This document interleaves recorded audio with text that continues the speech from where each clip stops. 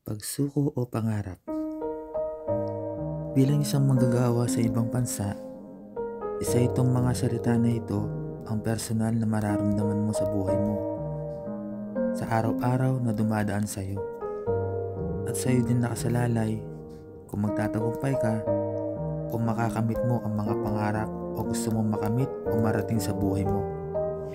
Pagsuko, isa sa pinaka nakakalungkot na sitwasyon sa buhay ng isang tao. Pero bakit nga ba kailangan sumuko ng isang tao? Dahil ba sa sobrang hirap na sitwasyon? O talagang hindi na kaya? Nakalimutan na ba natin ang salitang habang may buhay may pag-asa? At nakalimutan na ba natin na may Diyos na handang tutulong sa atin? At laging tatandaan, bawat problema may solusyon yan. At yun ang dapat nating alamin upang hindi na tayo umabot sa hindi magandang sitwasyon. At lagi nating tatandaan, huwag tayo magpapatalo o padadaig sa salitang pagsuko, mahirap o hindi ko na kaya. Dahil walang salitang mahirap sa taong puno ng pangarap. At para saan pa at ano pang saysay ng ganyang sakripisyo mo o pagsisikap mo kung susuko ka lang din pala?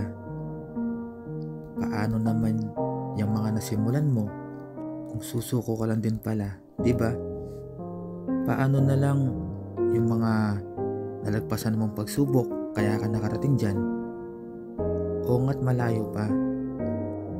Pero kung babalikan mo, hindi mo ba naisip na malayo na rin ang narating mo? Paano na lang ang mga taong umaasa sa'yo?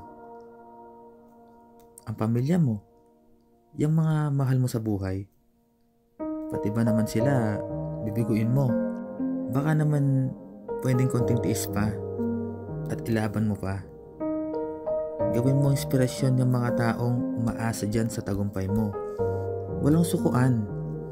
Tignan mo, balang araw pasasalamatan mo yung sarili mo dahil hindi ka bumitaw noong panahong sukong-suko ka na. Sa kabila ng mga kahirapan o pagsubok na dumating sa'yo, hanggat hindi mo nakakamit ang tagumpay na gusto mo. Kaya laban lang, tuloy lang ang pangarap sa buhay. Dahil alam naman natin na hindi ganun kadali ang magtupad o gumawa ng paraan para matupad o makamit ang ating mga pangarap sa buhay. Huwag tayong titigil hanggat hindi natin nakakamit ang tunay na tagumpay.